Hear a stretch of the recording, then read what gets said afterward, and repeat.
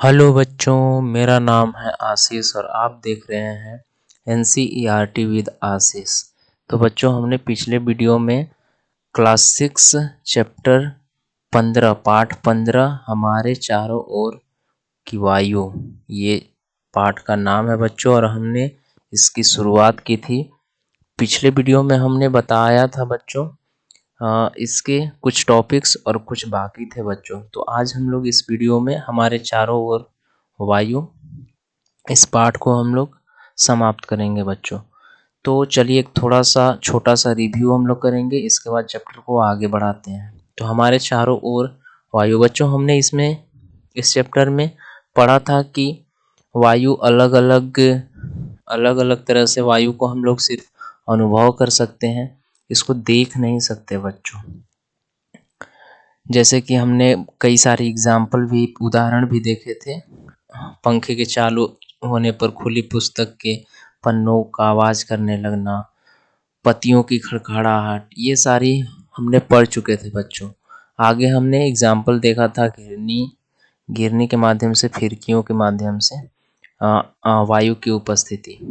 हमने आगे वात सूचक भी देखा था बच्चों। वात सूचक एक यंत्र होता है जिससे हवा की दिशा पता चलती है, डायरेक्शन पता चलती है। इसके बाद हमने 15.1 में पढ़ा था बच्चों कि क्या वायु हमारे चारों ओर हर जगह उपस्थित है।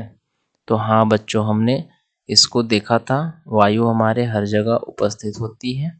इसके अलावा हमने एक एग्जाम्पल देखा था बच्चों, भरी बाल्टी में, पानी से भरी बाल्टी में खाली बोतल के एग्जाम्पल से हमने ये सिद्ध किया था बच्चों कि कैसे वायु खाली बोतल में उपस्थित थी और बुलबुले के माध्यम से बाहर आ रही थी।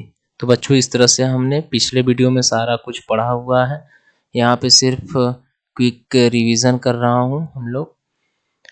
तो वायु किससे बनी है ये भी हम लोगों ने देखा था बच्चों कि वायु अलग अलग गैसों का मिश्रण होता है बच्चों। इसमें हमने जलवाष्प भी देखा था बच्चों कि जलवाष्प क्या होता है। तो हवा में पानी की बूंदें जो होती हैं वो वाष्प के रूप में मिक्सअप होती है बच्चों, मिक्स होती है, मिश्रण होती है। तो जलवाष्प ये था बच्चों। इसके बाद वायुमंडल हमने पढ़ा था कि हवा का जो लेयर होता है पृथ्वी से ऊंचाई तक, कुछ किलोमीटर ऊंचाई तक बच्चों, वो हवा का लेयर को हमने वायुमंडल पढ़ा था। इसके बाद हवा में जो घटक थे बच्चों, घटक मीन्स बच्चों वो जो मिश्रण में कौन कौन सी गैसें थी। तो बेसिकली हम लोग इसमें देखे थे कार्बन डाइऑक्साइड को बच्चों, इसके अलावा ऑक्सीजन को देखा था बच्चों, और हमने नाइट्रोजन का देखा था। तो हवा में जो मिश्रण होती है गैसें बच्चों, तो मेनली ऑक्सीजन, नाइट्रोजन और कार्बन डाइऑक्साइड होती है बच्चों। इसके अलावा भी और भी सारी गैसें होती हैं, परंतु इस अध्याय में हमें 3 ही बताया गया है। आगे की कक्षाओं में हम लोग और ज़्यादा पढ़ेंगे बच्चों। इसके बाद हमने धूल तथा धुआं के बारे में पढ़ा था बच्चों। क्रियाकलाप देखा था कि कैसे वायु में धूल के कणों की उपस्थिति सूर्य के प्रकाश के अवलोकन किया था बच्चों, उस माध्यम से हमने देखा था। इसके अलावा भीड़ भरे चौराहे पर एक पुलिसकर्मी द्वारा मुखौटा पहनकर यातायात नियंत्रण करते हुए यहाँ चित्र दिखाया गया है बच्चों। इसमें हम लोग देख सकते हैं कि जहाँ पे भीड़ भाड़ वाले चौराहे होते हैं वहाँ पे एक पुलिसकर्मी जो होता है एक मुखौटा पहने होता है बच्चों। ये धूल अंदर जाने से रोकता है बच्चों, इस वजह से पुलिसकर्मी जो है वहाँ पे पहने रहता है। इसके बाद बच्चों हमने ये सारी चीज़ें पढ़ चुके थे। आज हम लोग पढ़ेंगे बच्चों बूझो और पहेली को। जैसा कि आप जानते हैं कि कक्षा 1 से ये चली आ रही है बूझो और पहेली। तो बूझे के मन में एक क्वेश्चन है बच्चों, प्रश्न है कि बूझो पूछ रहा है आपसे कि पुलिसकर्मी ने मुखौटा क्यों पहना है। तो अभी अभी हमने आपको बताया कि पुलिसकर्मी ने मुखौटा धूल तथा धुआं से बचने के लिए पहना हुआ है बच्चों। पहली जानना चाहते हैं कि अगर पारदर्शी शीशे की खिड़कियों को नियमित रूप से साफ न किया जाए तो वह धुंधली क्यों हो जाती है बच्चों। तो आप सबको पता होगा कि पारदर्शी शीशे की खिड़कियों को नियमित रूप से साफ न किया जाए तो वो गंदी हो जाएंगी धूल और धुआं की वजह से, और इस वजह से वह धुंधली दिखाई पड़ने लगती है। तो पहेली का जवाब मिल गया बच्चों। इसके बाद है बुझो जानना चाहता है बच्चों कि आग लगने की घटना के समय जलती हुई वस्तु के ऊपर कंबल लपेटने की सलाह क्यों दी जाती है बच्चों। तो जैसा कि आप जानते हैं कि जहां आग लगती है बच्चों, वहां पे आग को लगने के लिए, आग को जलने के लिए ऑक्सीजन की जरूरत होती है बच्चों, हवा की जरूरत होती है। तो कंबल को ऊपर लपेटने से ना हवा आग को नहीं मिल पाती है बच्चों, इस वजह से बुझ जाती है। इसलिए जलते समय, आग के जलते समय वस्तु के ऊपर कंबल लपेटने की सलाह दी जाती है। अब आगे हम लोग पढ़ेंगे बच्चों कि हमारे वायुमंडल में जो गैसेस हैं, गैसों का मिश्रण है, वो कितना है बच्चों। तो मेनली आप यहाँ पे एक ग्राफ देख सकते हैं बच्चों, इसको ग्राफ बोला जाता है वायु की संरचना। अब आप यहाँ पे देख सकते हैं कि ज़्यादा मात्रा में, बहुत ज़्यादा मात्रा में नाइट्रोजन होता है बच्चों। इसके अलावा ऑक्सीजन की मात्रा होती है और कार्बन डाइऑक्साइड और जलवाष्प और दूसरी गैसों की मात्रा इतना सा होता है बच्चों। कितना होता है बच्चों, वो चीज़ प्रतिशत में हम लोग देखेंगे। तो बच्चों मैं आपको बता दूं, अप्रोक्स लगभग 21% ऑक्सीजन की मात्रा होती है बच्चों। इसके अलावा नाइट्रोजन की मात्रा 78% के लगभग होती है बच्चों। बाकी का कुछ परसेंट अलग गैसेस होती हैं, कार्बन डाइऑक्साइड। अब यहाँ पे आगे यहाँ पे प्रतिशत भी बताया गया है बच्चों, वही जो हमने बताया आपको, 1% में कार्बन डाइऑक्साइड और कुछ अन्य गैसें और जलवाष्प मिश्रण होती है बच्चों। अब हम लोग पढ़ेंगे बच्चों कि पानी तथा मिट्टी में रहने वाले जीवों और पौधों को ऑक्सीजन कैसे मिल पाती है।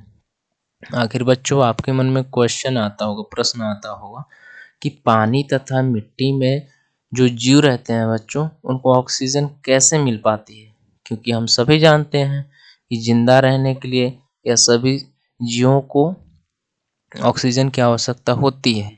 तो आपके मन में भी प्रश्न आता होगा बच्चों कि पानी तथा मिट्टी में रहने वाले जो जीव होते हैं, उनको आखिर ऑक्सीजन कैसे मिल पाती है। अब इस क्वेश्चंस का जवाब हमें मिलेगा बच्चों, उससे पहले क्रियाकलाप 5 है, इसको देख लेते हैं हम लोग। किसी धातु या कांच के बर्तन में थोड़ा पानी लीजिए। किसी बर्तन में पानी थोड़ा सा लेना है बच्चों, धातु का बर्तन होना चाहिए या कांच का। आप इसको धीरे धीरे गर्म करें, इसको गर्म करना है बच्चों। पानी को उबलने से पहले आप सावधानी पूर्वक पात्र के अंदर की सतह को देखिए। अब ध्यान से गर्म करते समय गौर से देखना है बच्चों। आप देखेंगे कि इसमें छोटे छोटे बुलबुले आपको दिखाई पड़ेंगे बच्चों। आप यहाँ पे जो जार दिया गया है बच्चों, इसमें आप देख सकते हैं कि छोटे छोटे वायु के बुलबुले हैं। यहाँ पे देख सकते हैं बच्चों, वायु के बुलबुले छोटे छोटे दिखाई पड़ रहे हैं। तो वायु में, जल में वायु विद्यमान होती है बच्चों। आपको पता होना चाहिए कि पानी में भी वायु की मात्रा उपस्थित होती है। पानी, मिट्टी, जल, चारों तरफ होती है हमारे वायु। आगे यहाँ पे दिखाया गया है बच्चों कि आप छोटे छोटे बुलबुले से चिपके हुए देखते हैं चित्र 15.10 में। तो 15.10 आपका यहाँ चित्र है बच्चों। यहाँ पे देख सकते हैं, अभी जैसा कि हमने दिखाया यहाँ पे कि छोटे छोटे चिपके हुए पानी की बूंदे आपको दिखाई पड़ेंगी। ये बुलबुले पानी में घुली हुई वायु के कारण बनते हैं। अब ये बुलबुले कैसे बनते हैं बच्चों, तो पानी में जो हवा जो घुली हुई होती है, इसी के कारण बनते हैं। जब आप पानी गर्म करते हैं तो घुली हुई हवा जो है बुलबुले के रूप में बाहर आ जाती है बच्चों।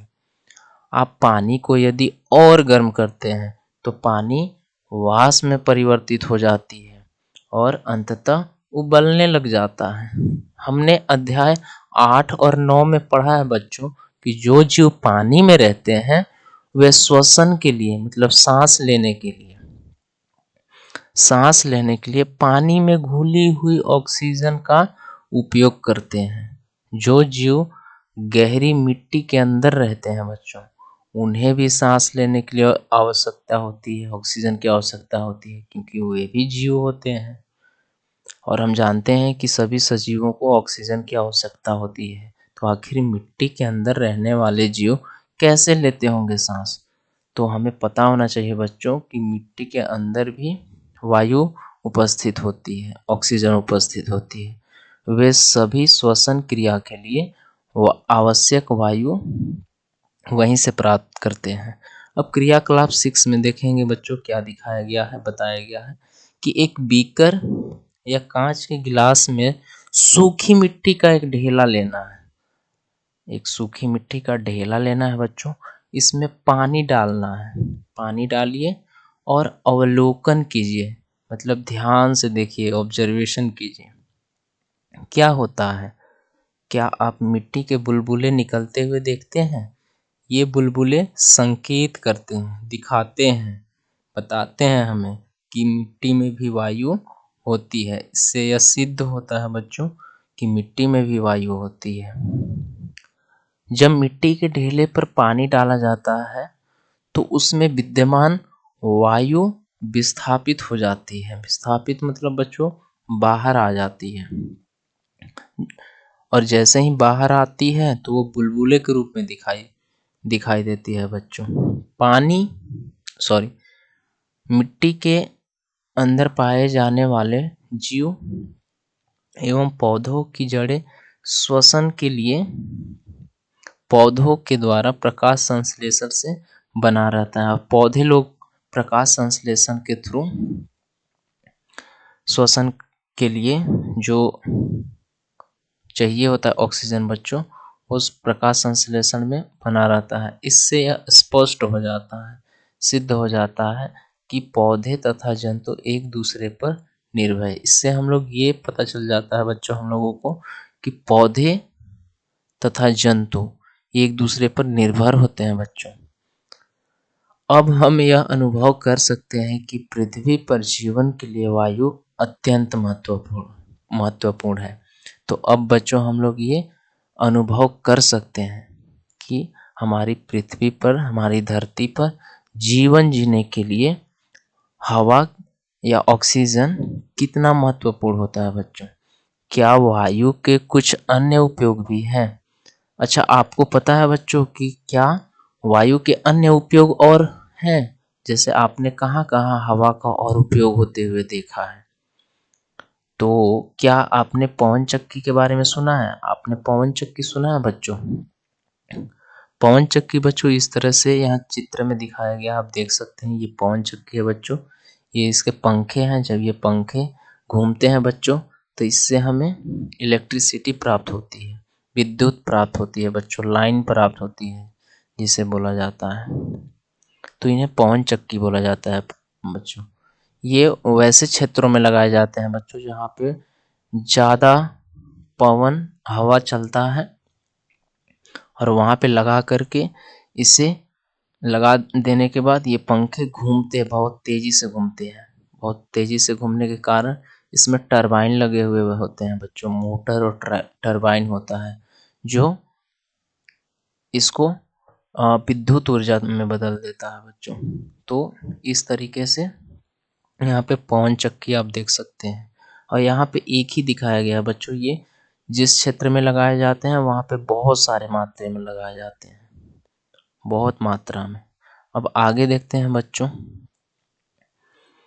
हाँ, एक पैराग्राफ यहाँ है बच्चों, इसी का है, मिट्टी में वायु की उपस्थिति है। तो जैसा कि हम लोग जान ही गए बच्चों कि मिट्टी में वायु होती है, हमने एक क्रियाकलाप भी देखा। इसी वायु का उपयोग करते हैं। मिट्टी के जीव जो होते हैं, गहरी मिट्टी में बहुत सी माद मतलब बच्चों यहाँ पे आप देखे होंगे दीमक वगैरह का मांद होता है, या फिर उसके अंदर जो भी चींटियाँ वगैरह रहती है वे छिद्र बना लेते हैं। इन छिद्रों के द्वारा वायु को अंदर व बाहर जाने के लिए जगह उपलब्ध होती है बच्चों। लेकिन जब भारी वर्षा हो जाती है ना, तो इन छिद्रों में और मांदों में ना पानी भर जाता है। इस वजह से जो जमीन के अंदर रहने वाले जीव होते हैं बच्चों, उनको तकलीफ होने लगती है, ऑक्सीजन की आवश्यकता होती है। इस वजह से वे बाहर निकलने लगते हैं। तो जीवों को सांस लेने के लिए जमीन पर आना पड़ता है। जब बरसात के टाइम में पानी भर जाता है बच्चों, तो उसके अंदर नहीं जा पाता है। इस वजह से उन सारे जीवों को बाहर निकलना पड़ता है। क्या यही कारण है कि केंचुए केवल भारी वर्षा के समय ही जमीन से बाहर आते हैं? क्या आपने कभी यह सोचा है कि सारे जीवों के द्वारा ऑक्सीजन का उपयोग करने के बावजूद वायुमंडल में ऑक्सीजन समाप्त क्यों नहीं हो जाता? अच्छा, एक क्वेश्चन यहाँ पे पूछ रहा है बच्चों आपसे ये पुस्तक, ये चैप्टर, कि हम जानते हैं कि हमारे वायुमंडल में सीमित मात्रा में ऑक्सीजन का मौजूदगी होती है, तो क्या ये खत्म क्यों नहीं हो जाता है? वायुमंडल में ऑक्सीजन को प्रतिस्थापित कौन करता है? आखिर वायुमंडल में वापस फिर से ऑक्सीजन को कौन लाता है? क्या आप जानते हैं? चलिए हम लोग पढ़ते हैं 15.4। इसमें आपका जवाब मिल जाएगा बच्चों। वायुमंडल में ऑक्सीजन कैसे प्रतिस्थापित होती है? तो जैसा कि हम लोग जानते हैं कि अध्याय 7 में हम प्रकाश संश्लेषण के बारे में पढ़ चुके हैं।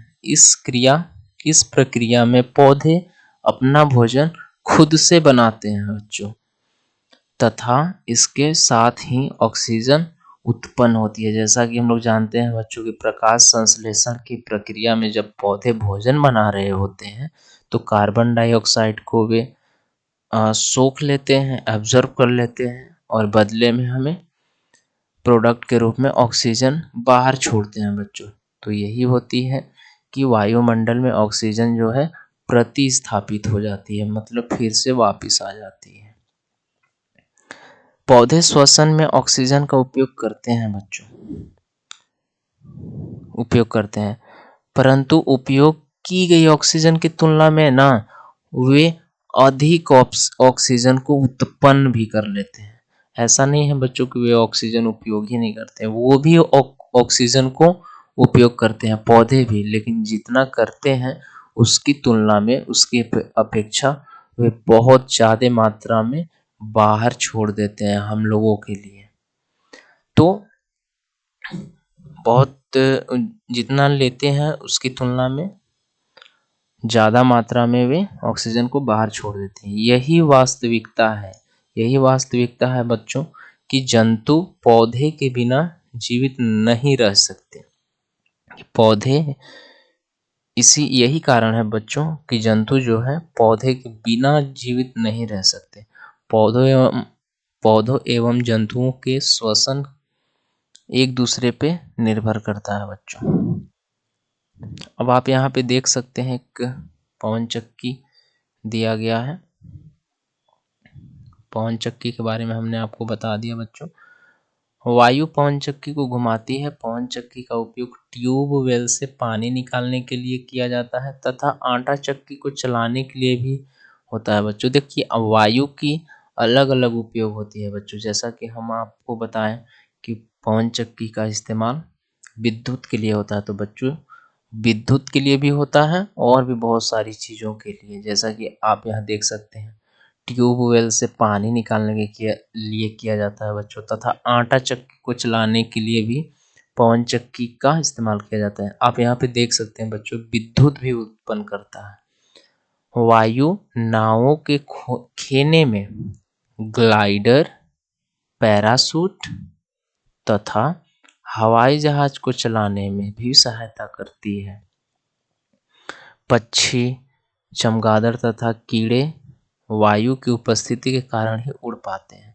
वायु बहुत से पौधों के बीजों तथा फूलों के परागकणों को भी इधर उधर फैलाने में सहायक होती है। बच्चों, आपको पता होना चाहिए कि जो फूलों की जो परागकण होते हैं उनको एक फूल से दूसरे फूल पे पहुंचाने का भी काम करते हैं, इधर उधर फैलाने में भी सहायक होते हैं। क्योंकि आपको पता होगा बच्चों कि अगर परागकण इधर से उधर नहीं जाएंगी, एक फूल से दूसरे फूल पे नहीं जाएंगी, तो फल नहीं बन पाएंगे। तो परागकणों की भी आवश्यकता होती है, इनकी महत्वपूर्ण भूमिका निभाती है। तो आपसे अगर प्रश्न पूछा जाए बच्चों कि वायु की और कई अलग अलग जगह पे उपयोग बताएं, तो आप बता सकते हैं ट्यूबवेल से पानी निकालने के लिए, आटा चक्की को चलाने के लिए, विद्युत को उत्पन्न करने के लिए, वायु नाव को खेने में, ग्लाइडर, पैराशूट तथा हवाई जहाज को चलाने में। तो बहुत सारा उदाहरण आपने देखा। तो इस अध्याय को हम लोग खत्म करते हैं बच्चों। आप यहाँ पे कुछ कीवर्ड देख सकते हैं बच्चों, कुछ प्रमुख शब्द, जो मुख्य शब्द हैं इनको हम लोग ध्यान से समझेंगे बच्चों, और साथ में इनके बारे में भी जानेंगे। तो सबसे पहला शब्द है बच्चों वायुमंडल। तो वायुमंडल बच्चों क्या है? तो हमने पढ़ा था बच्चों कि पृथ्वी से कई किलोमीटर ऊपर तक हवा की परत होती है बच्चों, वायु की परत होती है, उसी को वायुमंडल बोल दिया जाता है। दूसरा है बच्चों कार्बन डाइऑक्साइड। ये एक हवा में गैसों का मिश्रण होता है बच्चों, जिसका एक गैस है, उसमें से एक गैस है कार्बन डाइऑक्साइड, ये नाम है बच्चों।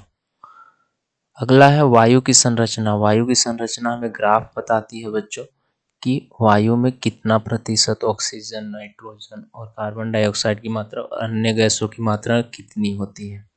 ऑक्सीजन हमने अभी पढ़ा बच्चों, ये वायु का घटक है, या कह सकते हैं कि ये एक गैस है। नाइट्रोजन भी एक गैस है बच्चों। आगे है धुआं। धुआं आप जानते हैं बच्चों, जब हम लोग ईंधन को जलाते हैं तो उससे जो हार्मफुल सब्सटेंस निकलते हैं, हार्मफुल पदार्थ निकलते हैं, उनको धुआं बोला जाता है। पवन चक्की बच्चों, पवन चक्की हमने अभी देखा। पवन चक्की एक यंत्र होता है बच्चों, जिससे हम लोग वायु के माध्यम से हम लोग अलग अलग काम करते हैं बच्चों, आटा चक्की चलाने का काम और भी बहुत सारी चीज़ें।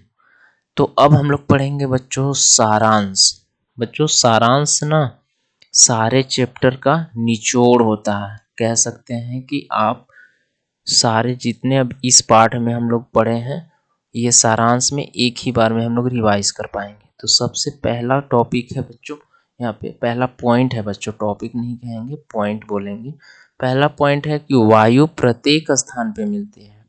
तो इस अध्याय को पढ़ने के बाद हम लोगों ने क्या जाना बच्चों, कि जो हवा होती है सारी जगह पे मिलती है। वायु को हम लोग देख नहीं सकते बच्चों, परंतु इसको अनुभव कर सकते हैं। गतिशील वायु को पवन कहते हैं। थर्ड पॉइंट, वायु जगह घेरती है। फोर्थ पॉइंट, जल तथा मिट्टी में वायु उपस्थित होती है बच्चों।